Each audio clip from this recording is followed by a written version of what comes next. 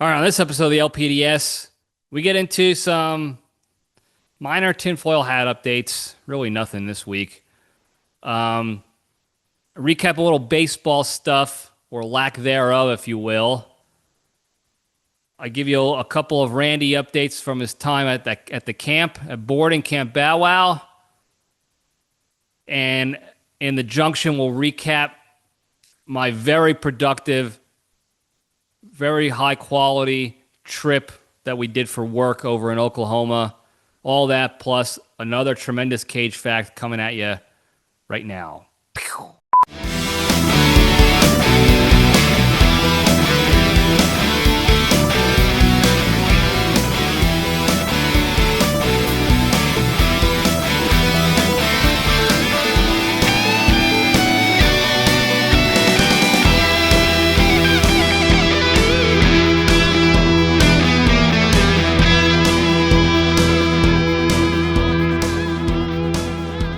Jabronis, we're back.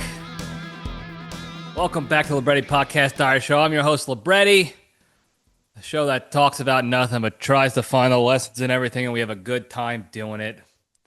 Hope everybody had a good week. Mine was very productive for the most part. I'll get into that to the Junction, though. We don't have to talk about that too much. But hope everybody else had a nice productive week themselves. It's getting warmer out, folks. Summer is here, baby. Summer's here. I'm excited for it. I love the heat. It's baseball weather all year round down here in Texas. I can de-shirt often, and I do. I'm gonna work on my base tan for Italy, so I'm gonna be de-shirting a lot. Not during the show. It's a family show. But I am excited for summer. I know some people don't like summer. Crazy Carol is not the summer lady. She hates it. She's convinced she's allergic to the heat. I don't know if that's a real thing or not. Might be an excuse to not want to go outside, but I would never say that to her face because I am terrified of her. Anyway, I don't have much going on. I don't have much to talk about today, so let's see how much I actually flap my gills in the end. We'll just get right into it very quickly. I still have yet to see anything from any Epstein stuff this week. I did see, though, that disgraced former Attorney General Pam Bondi found out that she has cancer recently. So that's no good. But that's all I've heard all week in relation to anything Epstein related at all. In relation to anything Epstein related. That doesn't make any sense. I apologize.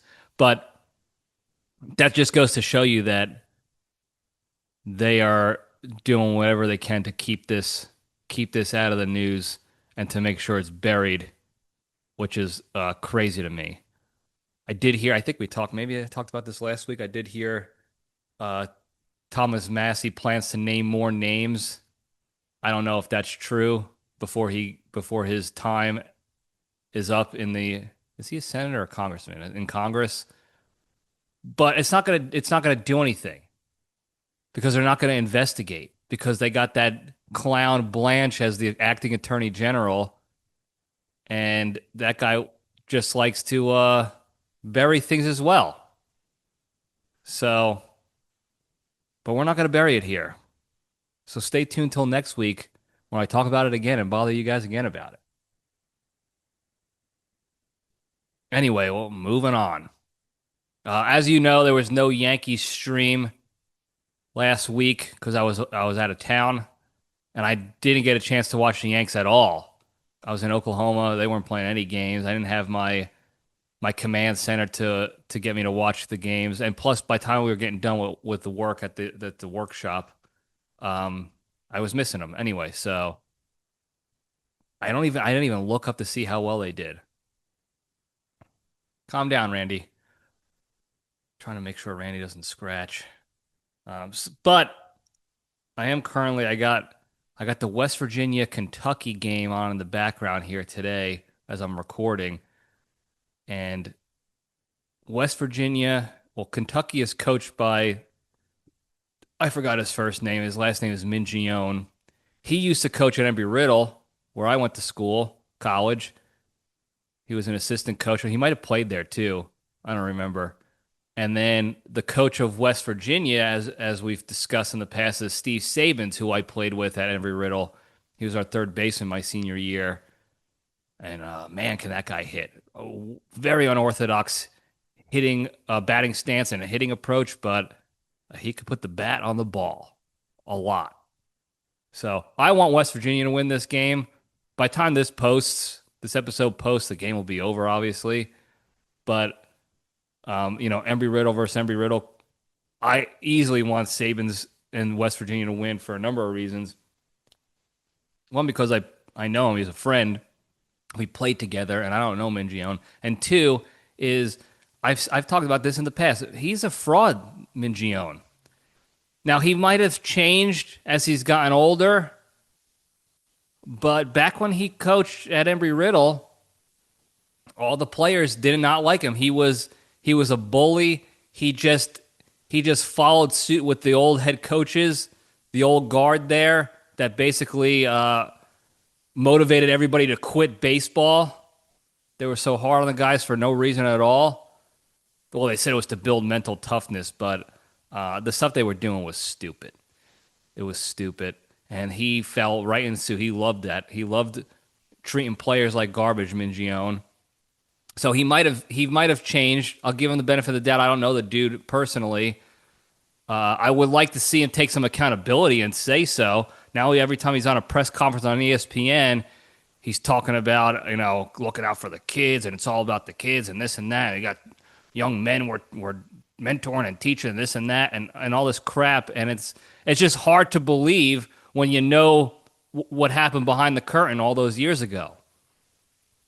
So I still think he's a fraud and a phony. I hope he's changed. I hope he could prove me wrong if I ever meet the guy at an alumni event, which I doubt because the guy doesn't do anything in support of Embry-Riddle anymore.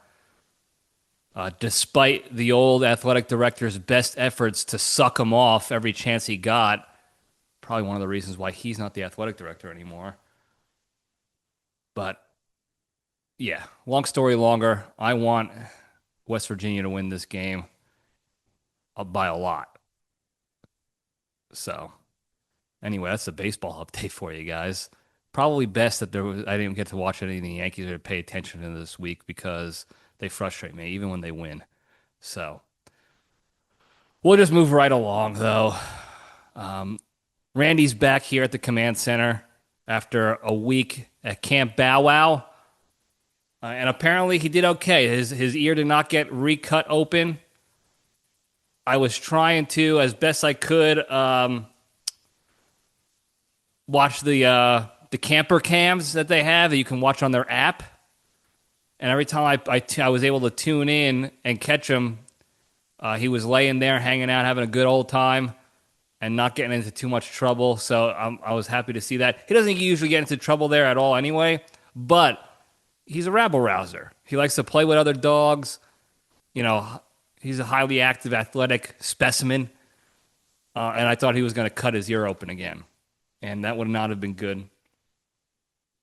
Because, like I said, I wasn't around to go pick him up or whatever. So,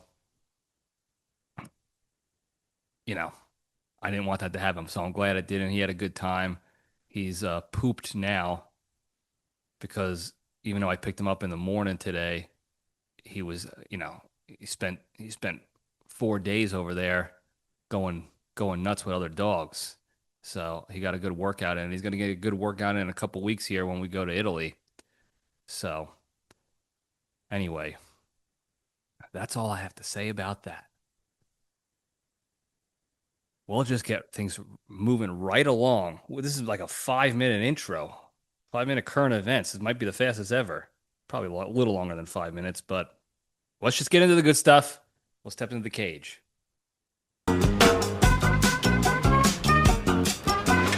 Okay, let's run. All right. Today's Into the Cage segment is proudly sponsored by Steak Fingers.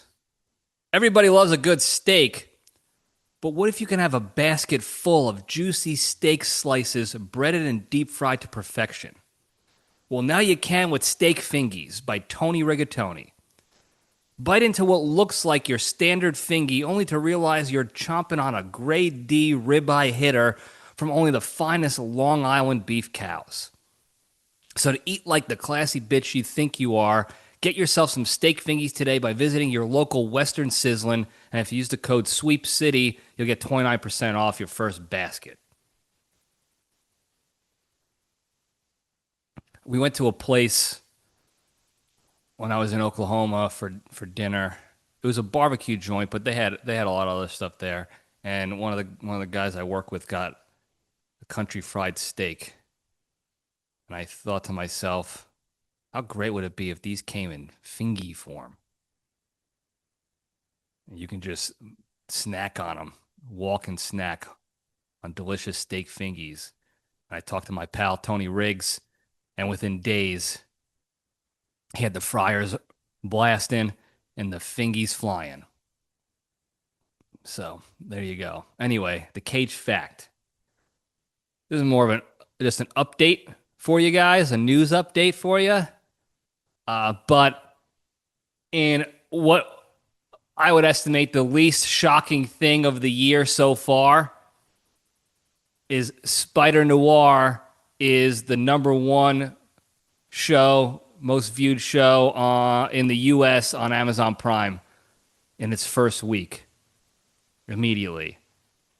And like I said, it's the least shocking. For so many reasons we've discussed already, without even having to watch it, I knew it was going to be top tier. And of course I watched it. I've watched the first season already. I'm so glad, by the way. I'm so glad that they put out the whole first season, all first, 8 episodes in one shot, so I didn't have to wait each week. So I ran through that while I was at the hotel, and I'm already rewatching it in the color version, and I'm about halfway through that.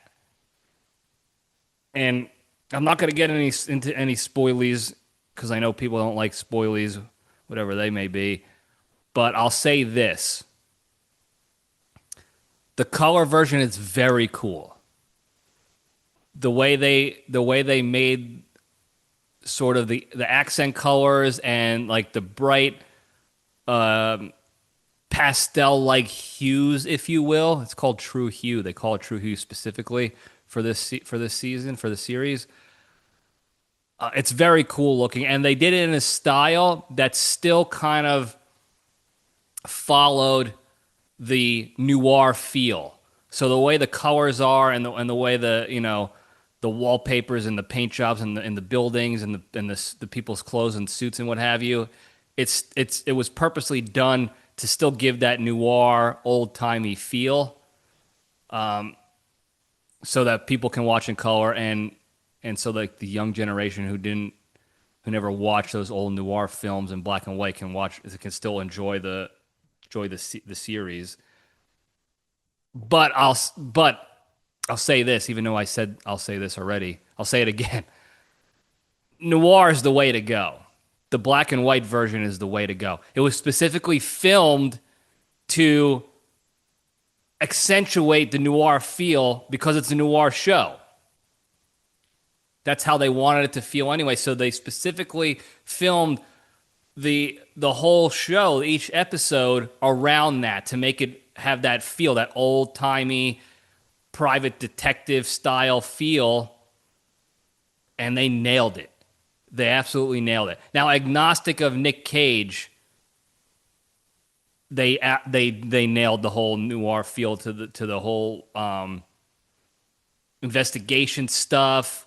The time, the era that they were filming, like it was like the 30s era, just post World War I, and everything about it really felt like you were watching an old Humphrey Bogart, like one of his old good, quality movie, like Maltese Falcon or something like that.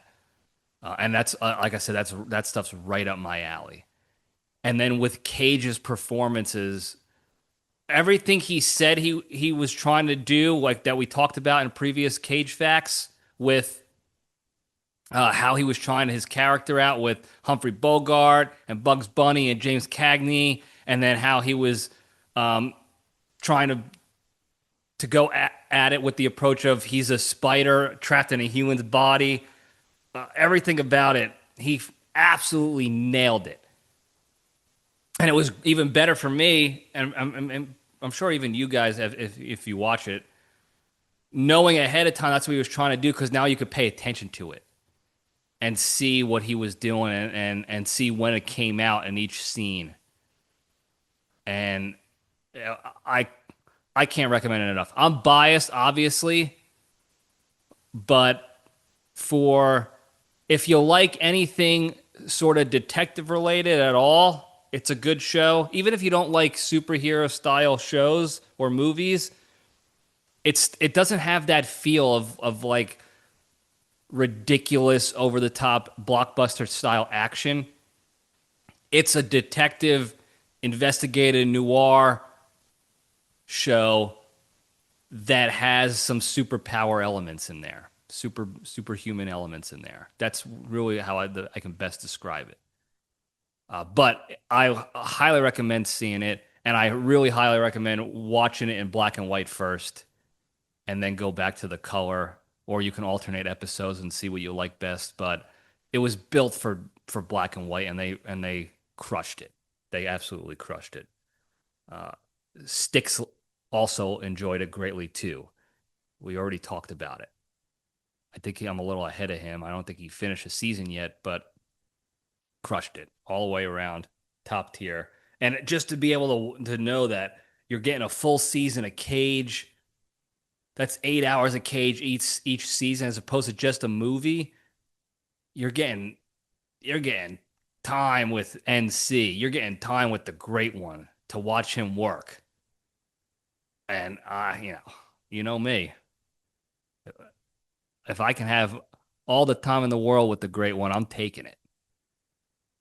And thankfully, it came out when I was on this work trip, because I wasn't getting anything done after work anyway on the trip, besides exercising in the hotel as best I could.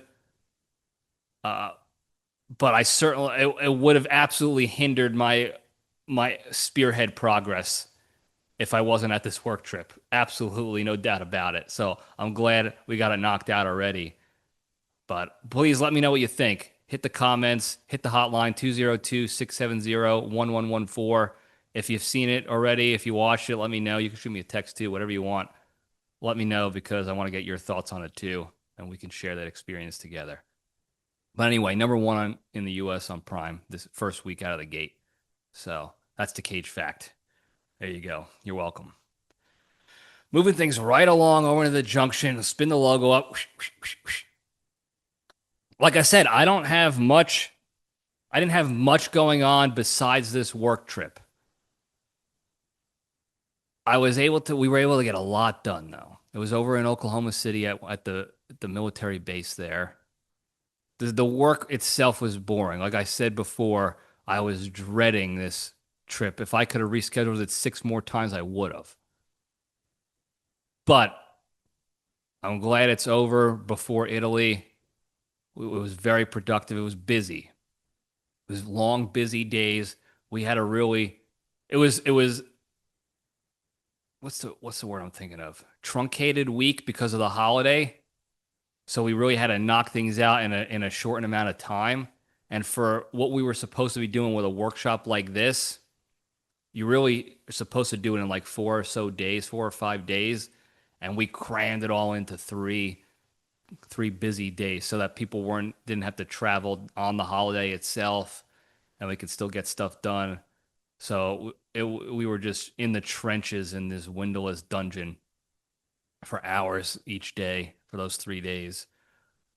I had to wake up early, and that got me tired way earlier than I normally do. And this is not me bragging saying I got a tough, give me sympathy. It's really I'm really highlighting my weakness, if you will. because I hate waking up early. You know that. But I used to be able to tough it out and do it for work. When I was on shift, whatever I had to do, it was just business. You just wake up super early, go about your business during the day, and that's it. That's what you did. And I have gotten very much used to the cush lifestyle of not having to wake up early anymore if I don't want to, except for this past week, and it did not go well for me. But I think I set myself up now to start waking up at least a little bit earlier each day, so I could get more things done, be more productive throughout the day, as opposed to doing what I have been doing in the past, is working at night most of the time, which I like to do, but not everybody is up at night like I am. So it's tough to get work done with other people if they're asleep and I'm not. So I am gonna start waking up a little bit earlier, and this last week gave me that, it prepped battle space for it, so I can get into a rhythm and a routine now, which is good. But it was tough for me, and I feel for my brothers who have to wake up early for work, on shift work or whatever they got to do. Creature and Wet Cat might have my nightmare schedule. They don't have to wake up early every single morning, but they start out night shift in the beginning of the week, and they eventually go backwards to an early morning shift by the end of their week. Every single week they do that. And it's, to me, it's the stupidest way to go about it in the history of work. Because of your sleep, your sleep schedule gets so screwed up. You're losing sleep every night for 5 days, and then you have barely a weekend to catch up on sleep, but you still have adult shit to do, and then you got to start over the next week, and that's my nightmare. Less and less sleep each day until the end of the week. It's an absolute nightmare for me, so I feel for them. I believe Brother Bonji also has a shift work that he's got to get up early some days as well, and that sucks. When I did shift work, at least it was basically two phases of night shifts and then a day shift, which I was fine with, because it was day shift like 7 to 5 or whatever, and then the two night shifts were, it was a swing shift. They called it a swing shift and a mid shift, and swing shift was like from 2 to 11 p.m. and then, or 2 to midnight, and then mid shift was like 11 to 8 in the morning or some crap like that. I forgot the exact numbers. I just know that the shifts overlap so we can change out our stations and what have you. But it was, and we did that for 6 weeks at a time. Each shift you did 6 weeks, and then you roll to the next shift. So you go from day shift to swings to mids, 6 weeks each. We also had 5 days on, 3 days off. No holidays. So if you worked on a holiday, you worked on the holiday, and you didn't get overtime for it in the military, obviously. But it was basically it was 12 weeks of night shift for me, which I loved. And then only 6 weeks of stupid day shift. These guys do night and day shift, bass-ackwards every week. Crazy to me. It's crazy. There's no wonder why there's a high-stress job that they have. They're very good at the job itself, but having to live like that is miserable, in my opinion. So, I didn't like long story longer, I didn't like waking up early, but we got after it. And that's the one thing I do like about my part-time job, my day job, if you will, is the people I work with. Not the people we work for, not the customers so much, because it's the military, it's the government. But they're shit hot.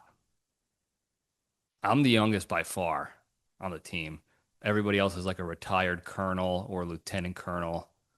Their kids are all college or they're all adults basically. So I'm the youngest by at least 10 years. But these guys are all top tier. I didn't have to, I basically could have just sat there and done nothing if I wanted to because they crushed it. We were well prepared. Because we had to reschedule this thing so many times that we had all this time to prepare and really hone things in and absolutely crushed it. The customer themselves, we got the information we needed out of them, but it was like pulling teeth. They don't like to take initiative on this stuff. That's why they hire us to do this work, but we still need information from them. That's what the point of these workshops is. But we did such a good job. They offered us way more work, follow-on work, which is good for business. I don't think anybody in the contracting world would turn down more work because it means more money, more hours. It's nice, trust me, because the government contract world to try to land projects and jobs and stuff, the process is nightmarish. It's almost as nightmarish as an early morning shift every day. But they offered us right at the end of the week. They're like, "Oh, can you do this project and this project as well?" And it's obviously not as easy as just saying yes and we just get the work. There's bureaucratic process that has to be put in place, but we're postured well ahead of the curve when it comes to that, and that made me feel good. That was like something I can brag about a little bit internally because. It's just proof. It's further proof of the LPDS way and the spearhead way that we talk about all the time when it comes to work ethic and quality leadership and doing things the right way, following your values, following the big three, and not worrying about the politics of it all or the sleazy tactics that most people and companies use these days just to get those short-term profits and gains and wins under their belt at the cost of everybody else's well-being. We just stay the course. This is what I talk about all the time with people I talk to in the spearhead world is short-term, it's not going to look as drastically awesome as people want it to look. And try to shoot for every quarter or 6 months or whatever. Being a good leader, being a good person, a good human, and following the LPDS and spearhead way, that doesn't garner you short-term drastic gains. It's a very mundane, in the trenches process to doing things a certain way that builds success in the long run. And builds long-term success far beyond what you'll ever get from shooting for the short-term wins. Those easy, low-hanging fruit. Next stop, the what do they call it? The newest, the next big toy, the next big win. I forgot the term that they use in the industry, in the business. But we don't chase short-term nonsense here at LPDS, and everything that I do and you guys do and Spearhead does. We don't chase that shit. We stay the course. We stay consistent to our values and our work ethic, and we get the big results when they count. And that's all we did on this trip. And it was nice to see that the process works. I sound like a crazy person all the time on this show. Every week in and week out, I'm ranting about something silly and stupid and flying off the handle and talking about silly, stupid conspiracies and the Yankees and all this other crap. I get it. But when I when I tell you to trust the LPDS process, this is why. I flap my gills on this show, but our actions speak much louder than my big mouth does. And that's the only thing I care to prove to the outside world, because I don't necessarily care about the opinions of others, especially when it comes to how I live my life and how I dress, the friends I keep, this and that. The opinions of others, I've always said, are none of my business, and I don't ask for them, I don't want them, and they're not going to affect me in any sort of negative way. So the only thing I really care to show the outside world, outside of the LPDS universe, is the proof through our actions that we're on the right path. This is the path you want to get on. This is the universe you want to be a part of. Because we focus on taking care of our health and wellness, taking care of others, and staying the course consistently. Staying true to our values consistently. And it's boring sometimes, and it's mundane, and it doesn't hit those dopamine receptors sometimes when we really want to go at it against someone and be a shitty person or whatever. But the shit works.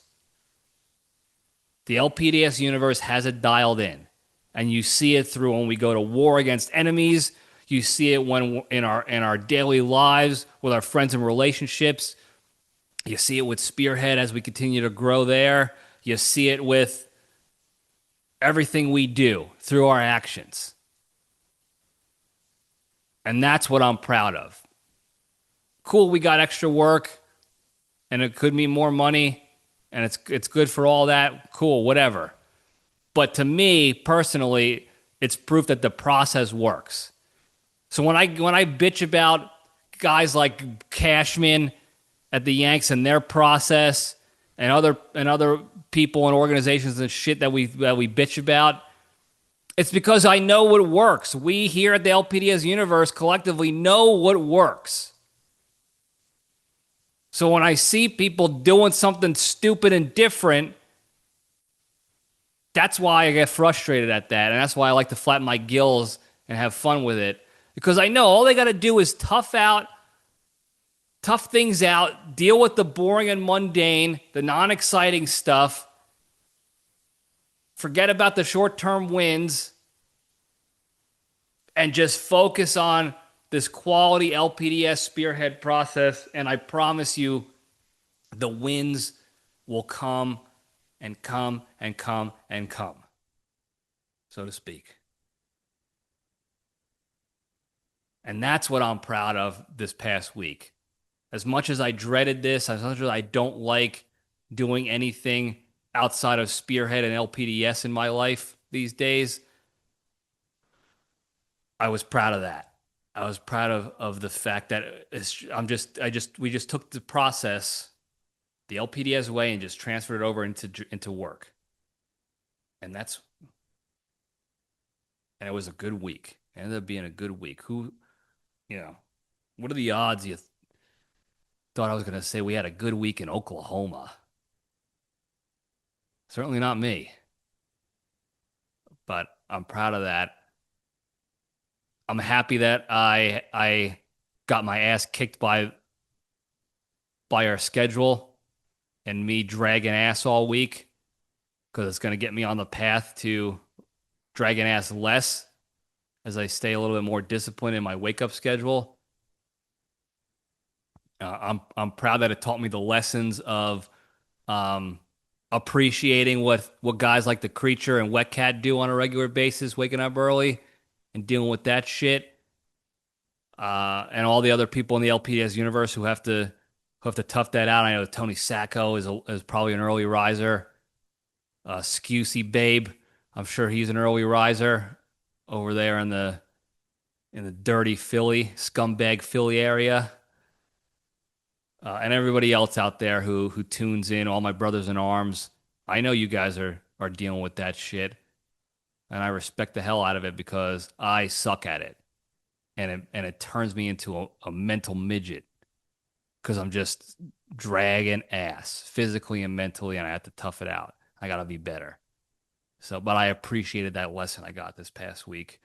And I'm excited to be able to wake up early when we're in Italy and get things going each day, get our steps in, enjoy everything out there as much as possible. So, and that's really all I got to say about that, folks. I don't have, like I said, there was not much going on. I was very much focused on this workshop and getting that stuff done. We had a good time. Everything went well. But the lesson here is find the good process. Tough it out when it comes to staying true to your process and your values and not going to chase those easy wins, those short-term easy wins. Stay true. We got the LPDS and we know the way. We got your back. Trust me here. And you'll be good to go. Now that's all I got to say about that. Before we go, this was a short episode. Maybe, was this 30 minutes? I don't know. I'm guessing on time. It could have been an hour. Who the hell knows? Before we go, very quickly, the big three, the 3 pillars to staying strong and being a better, happier, kinder, healthier, less stressed, more genuine human being, be able to bring that positivity and goodness to all those around you throughout the land. Number 1, exercise every day. Do something every day to improve your fitness and health, physically, mentally, or emotionally. Number 2, the hardest one to do, especially when you're tired, don't be a shitty or negative person, be a kind person. When the opportunity rises to be negative towards someone or shitty, even if they deserve it, take a deep breath, take the LPDS step back, detach from all those negative emotions bubbling up inside of you, and just remove yourself from the situation altogether.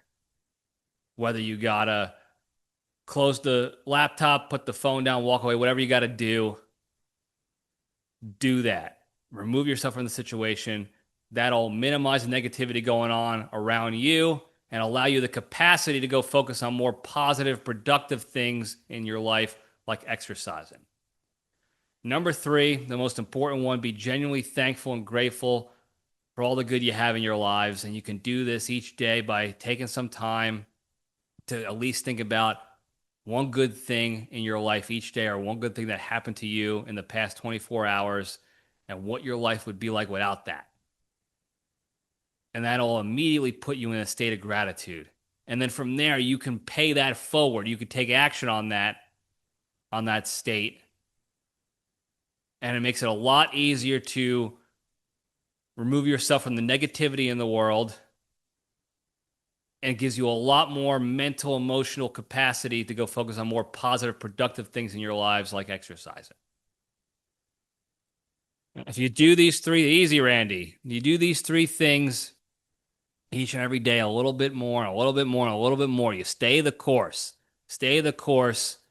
I promise you, you'll be a better, happier, kinder, healthier, less stressed, more genuine human being, be able to spread that positivity and goodness to all those around you and throughout the land. Thank you guys again for tuning in. Don't forget to like and subscribe and tell your friends and enemies and put your notifications on and hit that hotline, 202-670-1114. Missed the hotline. Would love a good hotline call. Anything you got, stay tuned. I'm going to be posting some stuff on Instagram. It'll probably pop over to Facebook as well with soliciting for topic ideas, because I got to front load a couple episodes in preparation for the Italy trip. So I'll put some topics out there, maybe an LPDS poll, what have you. So stay tuned for that. And you can answer it through the hotline, 202-670-1114. Thank you guys again. I love you all. Stay strong.